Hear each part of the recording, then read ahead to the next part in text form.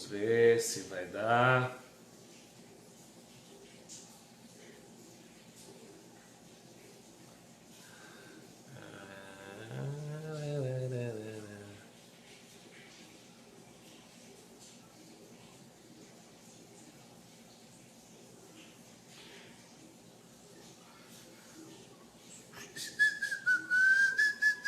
Opa, tem gente entrando. Vamos lá. Acho que aqui.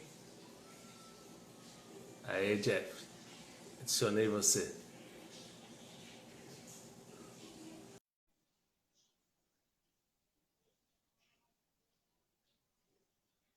Oh, glória a Deus, aleluia.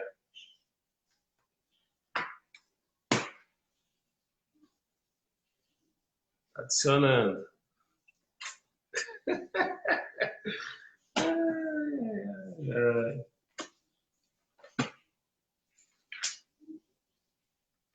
Acho que vai, hein?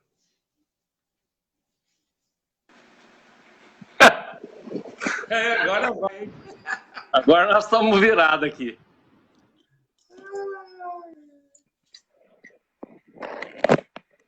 Desculpe o atraso. Não deixou eu fazer com ele em pé, não. Só aceitou fazer de lado. Tá bom. Só aceitou fazer assim. Não aceitou fazer assim, não. Eu acho que é porque o seu celular tá assim, né? Tá, meu celular tá assim. Ah, por isso que ele não deixou. Outra vez você tava com o celular assim. Aí a gente ficou assim. Mas tá bom, tá tudo ótimo. Ai, ai, que bom. Graças a Deus estamos aqui. Compartilhar os links, porque eu não compartilhei antes, porque não tinha entrado, né? Enquanto isso, eu faço uma oração aqui, agradecer a Deus. E não fosse, né, o verdadeira coisa. Vamos ver aqui. Carregou aqui, ó. Vai, já vai mandando aí os links pro povo. Vamos passar esse link aqui para a turma para ver se a turma entra. É, porque passou os minutos aí, né? É, para ver que ninguém desistiu, né? É, graças a Deus aí, ó. Quer entrar assim, não. Vamos ver aqui. Ai, ai, ai. Aqui. Ele vai querer compartilhar aqui esse vídeo. Copiar o link. Vou fazer uma oração aqui. Senhor, muito obrigado por nós estarmos aqui. Obrigado pela oportunidade. Obrigado, Senhor, pelo ensino. Obrigado pela paciência também, Senhor, com todos nós. Obrigado, Senhor, pelo dia de hoje maravilhoso, essa chuva que o Senhor mandou para nós. Quero te agradecer de todo o coração, Pai. Sou muito grato. Que seja realmente o início de um estudo bíblico de muita inspiração da tua parte para conosco, para nos ensinar. Em nome de Jesus Cristo. Amém. Amém. Amém. Glória a Deus. Vamos ver se eu consigo. Consegue mandar para o povo. O link que eu peguei aqui para passar, ele não está dando como fala. Não está já aparecendo o nome e tal e tudo mais, né? Ah, tá. Então, vamos ver aí sobre o livro de João, o Evangelho de João. Vamos iniciar o estudo bíblico, gente. Nós vamos iniciar, então, o estudo bíblico do livro de João. Pega a sua Bíblia, pega o seu caderno, sabe? Para você gravar. Vai ser muito precioso, né? É um princípio. A gente não vai estudar o livro todo hoje, né? Não. Mas toda segunda-feira nós vamos ter uma porção do livro de João até terminar ele, tá, gente? Então vem com a gente. Vem com a gente aí. Vai ser benção. Ah, tenho certeza. Vamos aprender algumas coisas interessantes em relação ao livro de João e lembrar, né, outras coisas que às vezes já estudou no passado, mas hoje às vezes fica no esquecimento, né? Sim, vai passando, né? Vai passando o tempo, a gente vai perdendo essa lembrança, né? Sim. Vai ter que ser assim mesmo. O livro de João, ele é o quarto evangelho. E por ser o quarto evangelho, muitas pessoas acham que ele é separado dos demais, ele é um pouco diferente dos demais, né? Sim. Mas a verdade é que, desde Orígenes, que nasceu em 185 e morreu em 254, ele já era visto como parte dos quatro evangelhos. Eles chamam eles de quádruplos evangélicos, quádruplo vozes, né?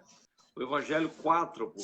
Porque o evangelho de João ele é escrito bem depois dos demais, né? Então, por ser escrito depois, ser o último a ser escrito, João teve o cuidado de denotar que havia já escrito várias coisas e que algumas coisas precisavam ter o foco, né? Que não tinha tido nos demais. Então, João aproveita isso, essa oportunidade que ele teve de ter lido o Mateus, Marcos e Lucas e escreveu dele. Por isso que nós não encontramos no livro de João todos os mesmos milagres que encontramos ali interligado entre os outros três, que são chamados os evangelhos sinópticos, né? Que são para ler juntos, ou para ser visto juntos, ou são semelhantes, né? Então, por exemplo, quando a gente vai ler o Evangelho de João, nós não vamos ver nada sobre o nascimento de Jesus, sobre o batismo de Jesus, a tentação de Jesus no deserto, os confrontos com demônios, Jesus ensinando em parábolas, né? Ele não vai estar. Ele não vai ter a última ceia, não vai ter a agonia do Getsêmani, não vai ter a ascensão. Tudo isso já foi bem feito e bem falado nos demais evangelhos, né? Ele vai focar em outras áreas, né? O evangelho de João, ele vai mostrar outras áreas que os demais não tiveram oportunidade de falar e que ele, ao ler, falou, faltou isso aqui, vamos acrescentar isso, né? Vamos colocar isso aqui para o pessoal saber também, né? Então, ele pega aqui, por exemplo, se nós estivermos olhando o Evangelho de Mateus, Mateus ele mostra que Jesus veio de Abraão por meio de Davi e demonstra que ele é o Messias, o prometido lá no Antigo Testamento. O foco dele é o povo hebreu, né? Se olha Marcos, ele fala que Jesus veio de Nazaré e demonstra que Jesus é um servo, né? Jesus, ele é um servo. Lucas, ele mostra que Jesus veio de Adão e demonstra que Jesus era um homem perfeito, né? Lucas como médico e tudo mais, narrando. E já João mostra que Jesus foi do céu e demonstra que Jesus é Deus. Amém. Então ele faz questão, principalmente no momento que ele está escrevendo, o gnosticismo está muito forte e tentando trazer dentro da igreja como é que diríamos, um entendimento que para o gnosticismo trazia que a carne, tudo que é carne, tudo que é o corpo humano é ruim, é péssimo. E tudo que é divino é bom, lógico, né? Mas nenhum ser humano poderia ser divino porque o corpo é ruim. Então, o gnosticismo, naquele momento, estava tentando dizer, dentro da igreja, que Jesus não era Deus. E que Jesus não havia vivido em carne, né? Que Jesus era um homem que foi usado por Deus em alguns momentos para fazer algumas coisas, mas ele não era Deus. Então, o propósito de João escrever, né, é exatamente tentar mostrar esse lado aí, que Jesus veio dos céus. E ele é um complemento dos demais, né? Nós podemos ver isso, e não a obra final, porque o próprio Evangelho de João diz no capítulo 21, no versículo 25, que se fosse mencionar tudo que Jesus fez e aconteceu, não haveria papel suficiente para isso, principalmente naquela época, né? Talvez hoje, na era digital, né? Não sei. Mas naquela época era impossível, né? Ter cuidado de todos os detalhes. Então, nós vamos notar aqui que o João ele concentra em quem é Jesus. Quem é Jesus? João nos mostra quem é Jesus, destacando 7 sinais, 7 milagres de Jesus. 6 desses milagres não são mencionados nos primeiros. Então, só um foi mencionado nos primeiros. Os demais 6 não são mencionados. Então, nós vemos João trazendo outros milagres além do que nós encontramos nos outros evangelhos.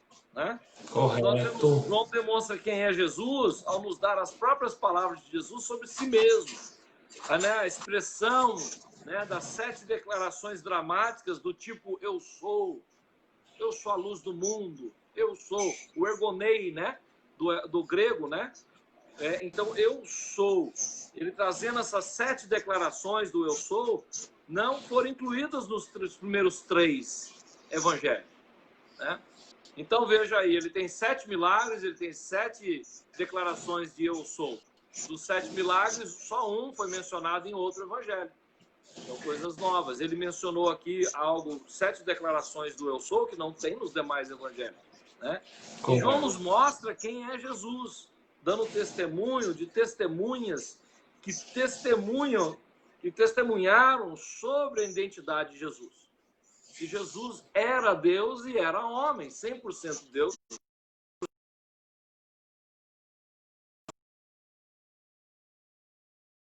Capítulo. Né? Em 1 João já vem falando. E João é um evangelho escrito com um propósito específico, que possamos acreditar. Né? Se você pega o versículo-chave para a compreensão do Evangelho de João, está lá no final, no capítulo 20, versículo 31, que diz assim: mas estes foram escritos para que vocês creiam que Jesus é o Cristo, o Filho de Deus, e crendo tenham vida em seu nome. Então, para que foi escrito o Evangelho de João? Ele foi escrito para que todos creiam que Jesus Cristo é o Cristo, né? Que Jesus é o Cristo, que ele é o ungido, o Filho de Deus. E amém. Crendo, nós tenhamos vida nesse nome, né? No poder amém. dele. O Evangelho de João, por exemplo, do Novo Testamento, é o fragmento que nós temos mais antigo, é o capítulo 18, que data 150 anos depois de Cristo. Então, de tudo que nós temos de escritos, cópias, né, da palavra de Deus, o mais antigo é um capítulo de João. Né? Então, a utilização e o passar dos escritos, manuscritos, de mão em mão, fazia com que tivesse que fazer muitas cópias, e os manuscritos iam envelhecendo, o papel não tinha como perdurar o tempo, né? E acabava se autodestruindo. Então, João nos fala muito sobre Jesus e fala muito pouco sobre ele. Né? João praticamente não fala nada sobre ele. Mas nós podemos juntar algumas coisas em relação a João. Primeiro, o pai de João era Zebedeu, né? A mãe de João era Salomé. Uma das que queriam ir no túmulo na madrugada, que foram no túmulo na madrugada da ressurreição de Jesus, Salomé estava ali junto, né? Daquelas primeiras irmãs que correram até o templo e viram, e Jesus se apresentou a elas, né? O irmão de João era Tiago, que é o primeiro discípulo a ser mártir, né? Foi decepado. João era sócio no negócio de pesca com Pedro, então Pedro e João já eram amigos antes, né? Antes de tornarem discípulos. E João e o seu irmão Tiago tinham o apelido de Filhos do Trovão. Né? Então, o pai deles era um cara meio explodido, né? Meio bravo. Então, o Evangelho de João é o Evangelho amado, né? Por causa da sua combinação, né, que ele faz, da simplicidade, da profundidade dele. Dizem do Evangelho de João que o Evangelho de João é um evangelho que uma criança é como uma piscina de criança e, ao mesmo tempo, uma piscina para um elefante. O que quer dizer com isso? Que o Evangelho de João ele é tão simples que uma criança pode entendê-lo e amá-lo e sentir amada. Ao mesmo tempo, as suas declarações são tão profundas que o maior filósofo, os maiores estudiosos, os maiores PhDs são tocados e compreendem o que está escrito.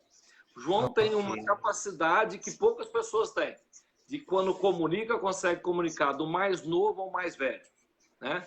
Eu tinha um dos meus tios, o Robert O'Fife, que foi professor universitário há muitos anos. Ele tinha esse dom, ele entrava dentro de um ambiente e ele ministrava a palavra, e do mais novo até o mais velho, do iletrado até o maior PhD, conseguia captar a mensagem que ele pregava e conseguia sair do ambiente tocado, né? Esse é um dom de Deus, né? Amém. Então, assim, João, ao escrever, ele teve esse dom de Deus. É uma coisa que eu peço muito a Deus, que Deus me use dessa forma, que eu consiga comunicar com o máximo de pessoas possíveis, independente de qualquer diferença que possa haver, de idade, grau educacional, grau econômico, os preconceitos que esse mundo tem todo, todas as ideologias, todas as coisas, que nós possamos levar um evangelho que toque todos, né? Amém. Você pode ver que o evangelho de João é usado em muitas seitas, em muitos grupos, em outras religiões, como base da vida espiritual dessas pessoas, né? Dessas religiões, por causa da profundidade que ele tem e da simplicidade que ele tem ao mesmo tempo, né? Ele consegue tocar todos, e ele consegue... Gandhi mesmo, ao ler o evangelho de João, ficou apaixonado, né? Maravilhado, né? Ele ficou totalmente assim, e falou que era o que todo ser humano deveria tentar viver e ser, né? E se conseguisse, seria de tudo a capacidade de alguém conseguir ser, né? O que precisava ser. Então é interessante nós vermos isso. Aqui no prolongo do Evangelho, né, o início dele, essa porção aqui é notável, ela é profunda, mas não é um prefácio ou uma introdução, é um resumo do livro, né? O restante do Evangelho de João lida com temas apresentados aqui, que é a identidade da palavra, né? Nós vamos ver que ele era o verbo e o verbo estava com Deus e tal, ou ele era a palavra, né? A palavra verbo e palavra é a mesma coisa, né? Verbo, palavra, logos, né? Que é o que está no original. Vai falar sobre ele ser vida, ele ser luz, a regeneração, a graça, a verdade, a revelação de Deus o Pai e Jesus o Filho. E ele é o Filho, né? Então, o Evangelho de João vai trabalhar em todas essas áreas para nós. E aí começamos aí no primeiro e no segundo versículo, que fala da pré-existência da palavra, do Logos, da pré-existência do próprio Jesus. Ele sempre existiu, né? E é isso que João, batendo aí contra o gnosticismo da época e tentando complementar os demais evangelhos, entrando numa área que foi necessária, principalmente naquele momento da história, sendo que o João, né, o apóstolo João, viveu mais do que os demais. Tudo indica que ele viveu até 98, 99 depois de Cristo. Ele foi o único que morreu de idade, não como mártir. O próprio Jesus falou isso, né? Que ele não morreria como mártir, os demais todos morreriam dessa forma. Então, a palavra de Jesus cumpriu, porque Jesus era Deus, e Jesus, o que ele falou, e aconteceu e vai acontecer, né? Vai acontecer sempre, né? Tá Por isso que é importante, quando alguém começa a querer conhecer Jesus, começar a leitura por João, então, né? A maioria das pessoas acham que o Evangelho de João deveria ser o primeiro a ser lido, né? Agora, se você pega um historiador como meu pai defendia que era Lucas. É verdade. Meu pai falava que todo mundo devia ler Lucas, Atos e depois poderia voltar a João. Meu pai era um historiador, né? E Lucas, ele é um historiador, né? Contando ali, um médico contando detalhes históricos, as viagens, aonde vai, não vai. Ele dá detalhes que o historiador ama, né? Mas eu creio que para as pessoas não conhecedoras da palavra e da história e tudo mais, eu também concordo que o livro de João deveria ser o primeiro, né, a ser lido, o evangelho, o primeiro evangelho e tudo mais a ser lido. Lê para nós aí o versículo 1 e 2, por favor. Ok. No princípio era a palavra, e a palavra estava com Deus, e a palavra era Deus. Ele, a palavra, estava no princípio com Deus. Estou lendo na King James. Na King James, tá bom. Aqui no princípio, aquele que é a palavra, ou no princípio era o verbo, ele estava com Deus e era Deus, e o verbo estava com Deus e o verbo era Deus, e ele estava com Deus no princípio e ele estava no princípio com Deus. Rapaz, já são 21h44, mas nós começamos um pouquinho atrasado, dá para ir um pouquinho mais, né? Tá bom, vamos... Eu não sei quanto tempo que nós temos já. Eu acho que nós acabamos começando quase 10 minutos atrasado.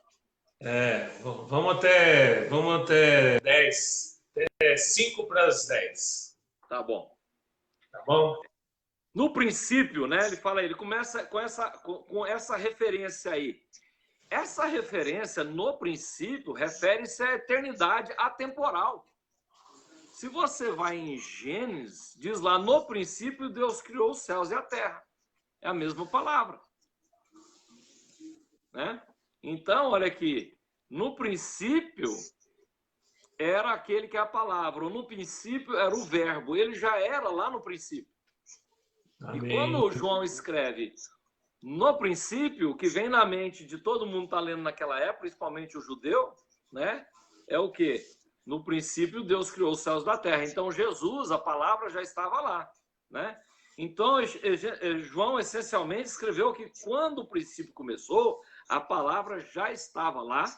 A ideia é que a palavra existia antes da criação, ou até mesmo antes do tempo, né? Porque Deus é atemporal.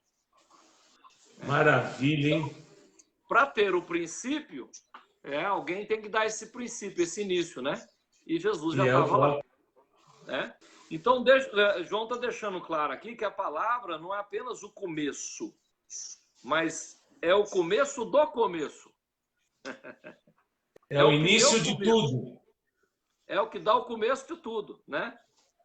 Ele estava lá no começo, antes de qualquer coisa, ele já existia. É isso que João está dizendo com essa, só de falar no princípio.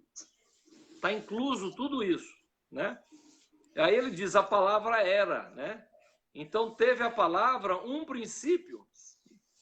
João diz aqui, não, pois se voltarmos a qualquer princípio, já existia a palavra. Então não é que a palavra teve um princípio, é que a palavra já existia. De imediato é evidente para a visão de João que a palavra não é senão o Deus autoexistente. Aleluia. Ele já existia, ele se autoexiste, sempre existiu, sempre vai existir, nunca vai deixar de existir. Nunca houve nenhuma época que ele não existisse. Amém. Né? Nada então, é o acaso. É isso que ele está trazendo, e é isso que ele está mostrando a palavra ser. Né? Ele não está dizendo que a palavra teve um princípio, ele está dizendo que a palavra sempre existiu. Né? Então, essa descrição aqui é dada para que possamos aprender de uma vez só uma história contínua que se esgota em um passado não medido e a identidade da pessoa que é o sujeito dessa história. Quer dizer, não tem começo, não tem meio, não tem fim, ele sempre existe, sempre vai existir e pronto, acabou. Por isso que, por exemplo, nós defendemos estudarmos doutrinas bíblicas e não teologias sistemáticas, né? Porque tudo que é sistemático tem começo, meio e fim. É difícil você colocar começo, meio e fim na doutrina de Deus, na doutrina do Espírito Santo. Nós podemos, na cristologia, né? Nós podemos ver o que nós sabemos, mas ele existe muito antes. E tudo que ele fez antes eu não tenho nem ideia. E eu não tenho nem ideia do que ele está fazendo. E não adianta a gente quer sistematizar para explicar Deus. Né? Exatamente. E Deus não se explica. Né? E Deus não se explica. Então, num princípio, era aquele que é a palavra. A palavra traduz aqui, que é traduzido aqui, é a antiga palavra do grego logos. A ideia do logos tinha raízes profundas e ricas no pensamento do judeu e do grego, tanto de um quanto do outro. Né? Naquela época, a palavra logos tinha bastante já conhecimento da parte deles. Era uma palavra bem usada, né, por todos eles. Então, os rabinos judeus frequentemente se referem a Deus, especialmente seus aspectos mais pessoais, em termos de sua palavra, né? Na sua palavra, a sua palavra. Eles falaram do próprio Deus como a palavra de Deus, né? Nós usamos essa expressão até hoje, a palavra de Deus. Usamos, né? A palavra de Deus diz, né? Palavra de Deus, isso. Exatamente. Então, essa já é uma expressão que eles já usavam, os rabinos, lá naquela época, para falar da palavra, né? Por exemplo, as antigas edições hebraicas do Antigo Testamento, Êxodo capítulo 19, versículo 17, por exemplo, diz: Moisés levou o povo para fora do acampamento para encontrar a palavra de Deus. O versículo diz assim: Moisés levou o povo para fora do acampamento para encontrar-se com Deus, quando nós lemos na nossa versão de hoje, né? Mas no original, em hebraico, está escrito que ele levou eles para fora para eles encontrarem a palavra de Deus. Aleluia, amém. Entendi. Porque o Logos estava lá, né? Então, na mente dos antigos judeus, a palavra de Deus poderia ser usada para se referir ao próprio Deus. Então, quando João está escrevendo, dizendo que no princípio era aquele que é a palavra, ele está dizendo: olha, essa palavra que eu estou falando é a mesma lá do Antigo Testamento, que Moisés levou o povo para conhecer, que é Deus. É Deus, né? Então tem toda essa conotação, né? Os filósofos gregos viam logos como o poder que dá sentido ao mundo, tornando o mundo ordenado em vez de caótico. Logos era o poder que colocava o mundo em perfeita ordem e o mantinha em perfeita ordem. Eles viram o Logos como a razão final, que controlava todas as coisas. Então, veja, para o hebreu, o judeu que está lendo o Evangelho de João, ele está vendo a palavra como sendo Deus. Para o grego que está lendo o Evangelho de João, ele está vendo a palavra como algo que traz ordem, algo que traz perfeita ordem, algo que traz uma razão final à existência de todas as coisas. Então, por isso que João usa essa referência para começar. No princípio era aquele que é a palavra, ou que é o Logos, né? Por isso que ele está exatamente colocando dessa forma. É a profundidade, né? Ele quer mostrar a profundidade do assunto, né? Exatamente, né? Então, portanto, nessa abertura aqui, João diz aos judeus e aos gregos: por séculos vocês têm falado, pensado, escrito sobre a palavra, sobre o Logos. Agora eu vou lhe dizer quem ele é. Amém. Né? Eu vou contar para vocês. Então, João encontrou os judeus e os gregos onde eles estavam e explicou Jesus nos termos que eles entendiam. Por isso que João tem essa capacidade de falar com todos através do seu evangelho. Porque ele fez uma coisa, ele foi aonde as pessoas estavam. E muitas vezes nós, precisamos acordar como pastores e nos colocar na pele das ovelhas, né? Dos membros da igreja, de tentar chegar ao tipo de vida que eles estão vivendo, né? Porque nós, às vezes, estamos vivendo uma vida e eles estão vivendo outra. Eu vejo muitas vezes, principalmente pastores que vivem em tempo integral, não tem que trabalhar, não tem tanto relacionamento com as pessoas lá fora, eles não têm contato nenhum com o mundo. Eles vivem dentro de uma bolha. Eu vejo isso muito, né? Pastores que são tempo integral, a maioria deles vive numa bolha. Então, eles não entendem, por exemplo, o membro que não consegue ir num culto porque ele estava muito cansado. Eles não entendem o membro que chegou atrasado. Eles não entendem o membro que só tem um dia da semana para lavar roupa, né? Ele não consegue entender essas coisas, ele não tem compaixão.